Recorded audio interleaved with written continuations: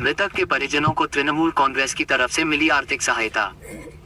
Cell growth works Kulti कारखाना में कथित तौर पर चोरी करने के दौरान सीआईएसएफ द्वारा 2 युवक की बुरी तरह पिटाई करने के आरोप में एक युवक के मौत के बाद परिजनों को तृणमूल जिला अध्यक्ष के घोषणा के बाद अनुदान के तौर पर 1 लाख रुपया राशि मदद करने के आश्वासन पर INTTUC के जिला सभापति अभिजीत घटक के निर्देश पर कुल्टी ब्लॉक INTTUC के अध्यक्ष बाबू दत्ता ने पीड़ित परिवार को मदद के तौर पर घर जाकर 10,000 रुपया अनुदान दिया है।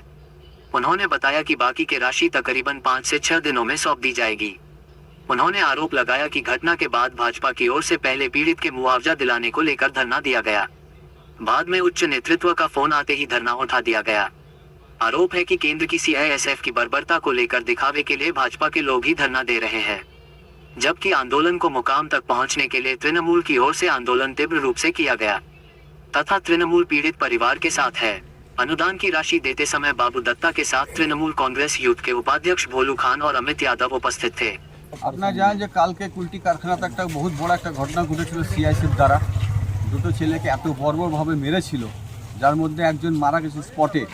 এই মারা গেছিল সেই পরিবারের কাছে আজকে আমরা এসেছি। আমাদের জেলা সভাপতি নরেন্দ্রনাথ চক্রবর্তী কালকে এসেছিল। এসে পরে কোনো পার্টি জাত পাত ধর্ম কিচ্ছু না দেখে, কে বিজেপি কে টিএমসি না দেখে, যে ছেলেটা মারা গেছিলো সেই পরিবারকে 1 লাখ টাকার আর্থিক অনুদানের ঘোষণা করেছিল।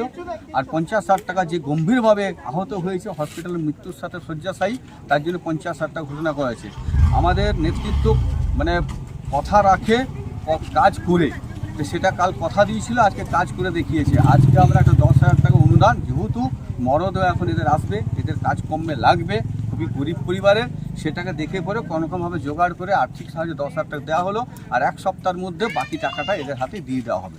আমরা বিজেপির মতো নয় যে আমরা লাশকে নিয়ে রাজনীতি করে আর আমরা উদ্বোধন করতে হবে, ফোন আলো আর আমরা পালিয়ে গেলাম এদের ছেড়ে পড়ে।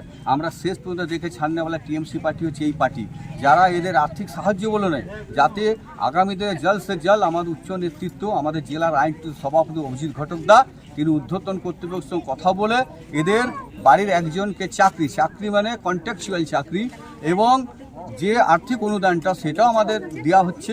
আর তার সাথে সাথে যে সিআইএসএ বর্বরভাবে মেরেছে এদের ছেলেগুলোকে, তাদের নামে এফআইআর হয়েছে, তাদের শীঘ্রই অ্যারেস্ট করা হবে।